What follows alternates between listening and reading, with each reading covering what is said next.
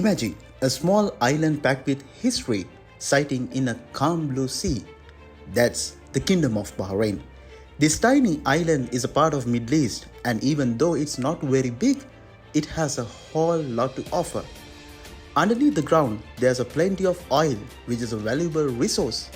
But even more amazing is Bahrain's long history, stretching back for many years. I came all the way from that tiny island to the world's third largest country, which is called China.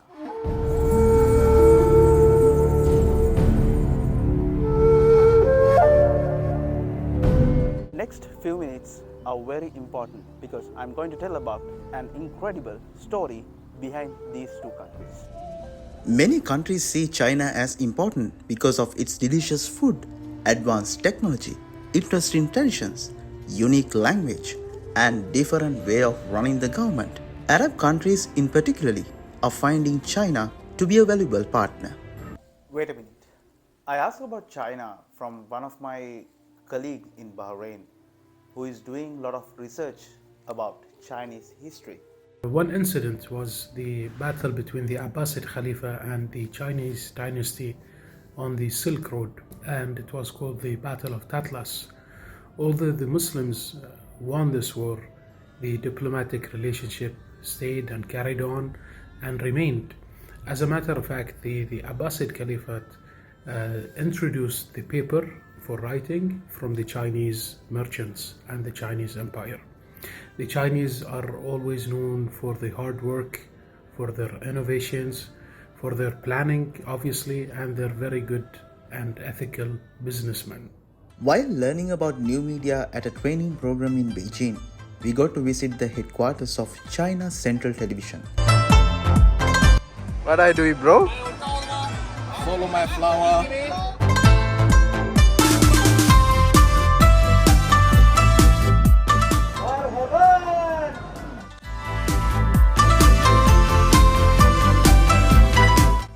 The Temple of Heaven, another amazing piece of Chinese history.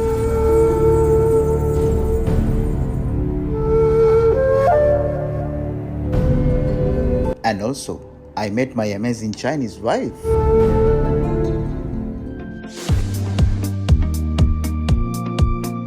As a part of our training program, we got a chance to fly from Beijing to Shenyang.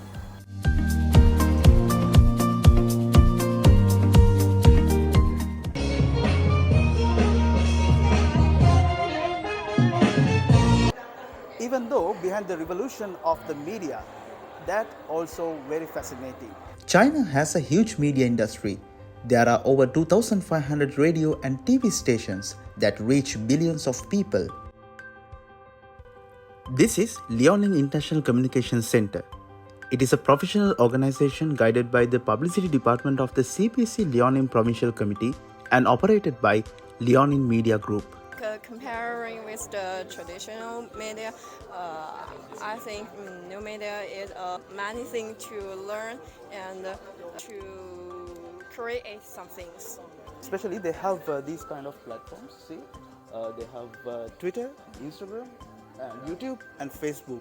Whatever the things that we can see in the Asian side, especially in the West side, they have all the platforms, but it's different. It's unique and it's only for the Liaoning, China. And we have so many paparazzis behind me. See? Thank you guys. Thank you so much. Behind me you can see the Central Command Center of Liaoning, Delhi. And I would like to share our experience at the Shenyang Radio and Television Center. And this is the usual news anchor's desk that we can do all the presentations. And yeah, I'm a news presenter now.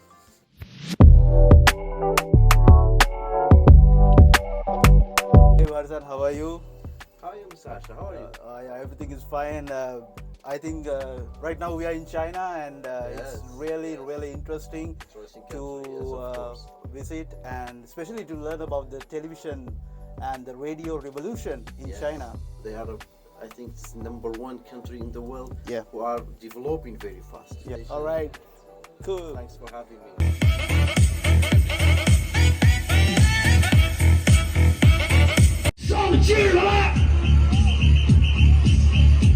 Here at the Liaoning Radio and Television Center, innovation is on the airwaves. They are not just bringing you the news, they are pushing the boundaries of broadcasting technology.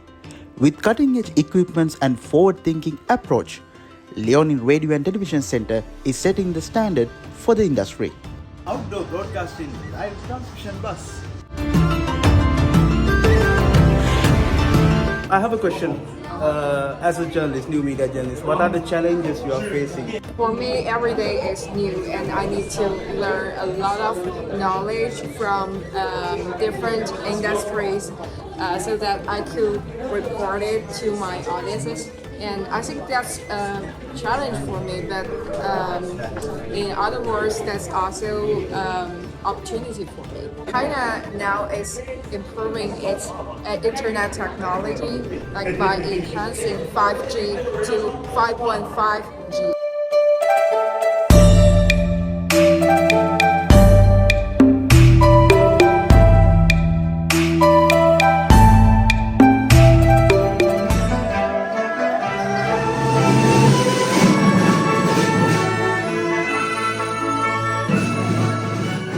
Not only that, dancing industry, music industry, cultural industry, and industrial revolution and technological revolution, those all are fantastic, fabulous, and it's unique for China.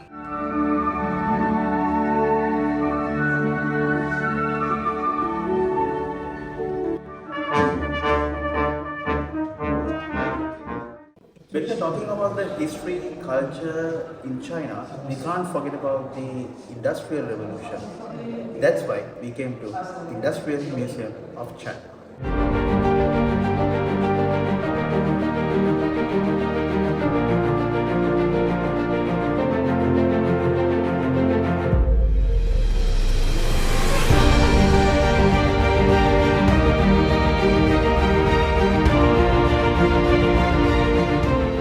Metallurgical industry has a long history from Stone Age to Bronze Age to the modern world.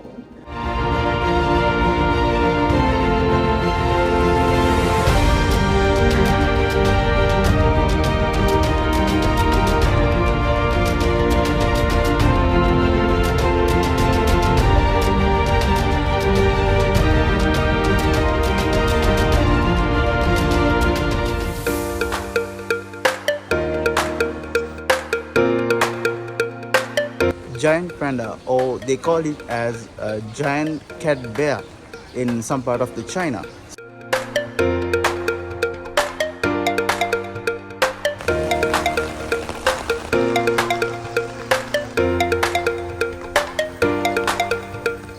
This is a classic example in China to showcase the social media improvement in the industry.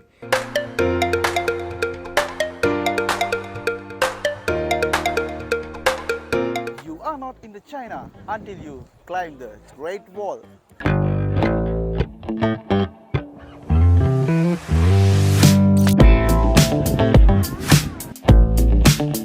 The Great Wall served as three different purposes throughout the history: to protect the Chinese Empire from foreign invaders, act as a psychological barrier between northern and southern civilizations, and protect the Silk Road trade. My name is Zhang Yu, and I'm a student in Beijing. My first time to visit the Great Wall. And we hope in the future we can chat with each other more and more. Moreover, I would like to conclude this story another important development between both nations, China and Bahrain. That is all about language. 大家好，我叫施生宇。大家好，我叫李丽珍。 Oh, actually, I'm very happy and feel very honored and proud to hear more and more people, not only Arabic people, I think even in other Western countries, they also more people study Mandarin. So I'm very proud. Follow the flower.